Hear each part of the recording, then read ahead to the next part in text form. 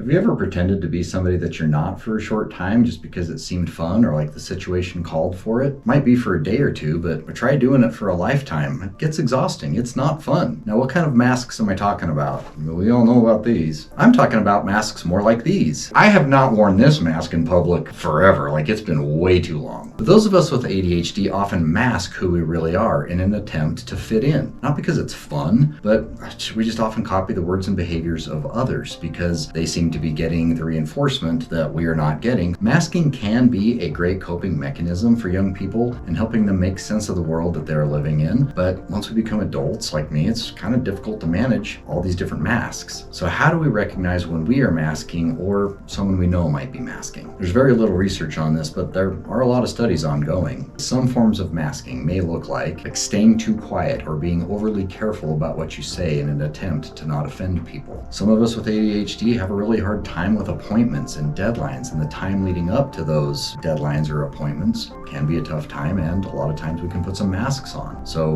we might show up way early as an attempt to not be late. Another thing that we do that can be masking, it doesn't seem like it, but when there are tasks to be done, a lot of times those of us with ADHD will pick the tasks that are the easiest to complete first while we are putting off the task that we know needs to be done. But at least if we're getting something done in the short term, that's at least progress, even though we are still actively ignoring the main thing that needs to be done. One of the biggest masks that those of us with ADHD tend to wear very commonly is the bottled up emotions mask. Now you may be like, Rob, what does that look like? You know what it looks like? It looks like this. It's a smile, but it's the smile with no eyes. Like, you are stressed out to the max. You've got these emotions that are bottled up and you don't know how to effectively communicate them so that they can be released. I know for me with ADHD, that is one of the biggest masks. That mask can be very dangerous because it can lead to a lot of excessive, unhelpful anxiety and also some depression. In my case, one of the things that masking, feeling my emotions did, it actually gave me horrible sleep apnea.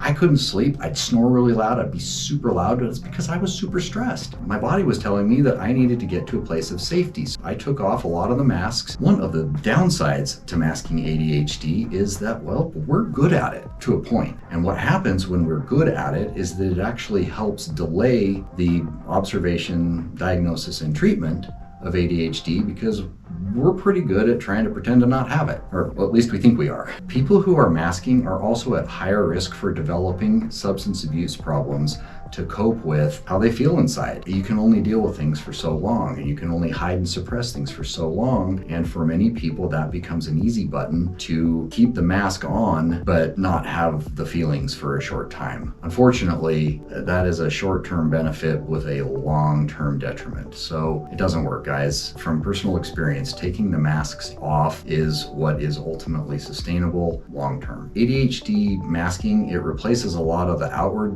stress that we might be exhibiting and some of the behaviors that we might do with internal stress. And any additional internal stress has a lot of negative health consequences down the road. How do we navigate these behaviors when we become so stressed and overwhelmed and exhausted? We first need to identify what our masking behaviors are. Are we feeling like we are authentically us when we are around certain groups of people? And if we adapt other behaviors based on what group we are in, that means we're masking. We spend so much time worrying about what other people are thinking about us as people with ADHD. You're not alone in this. A lot of us with ADHD have a lot of masks on. I'd like to encourage you to, take the ones off that are holding you back. If you are into artistic expression with masks in acting and plays, go for it. That's amazing. But when it comes to your real life and how you really feel about yourself, getting rid of those masks, they're really just echoes of things that people have been telling us that we are, that we know we aren't, and that gets exhausting. It's too much to carry. The sooner you can offload those masks and just be genuinely you, the better you are going to start feeling better. And you're like, Rob, that sounds so easy. Yeah, it is. I mean, it was hard to decide to do, but once you do it, you realize how much harder it is to keep wearing those masks.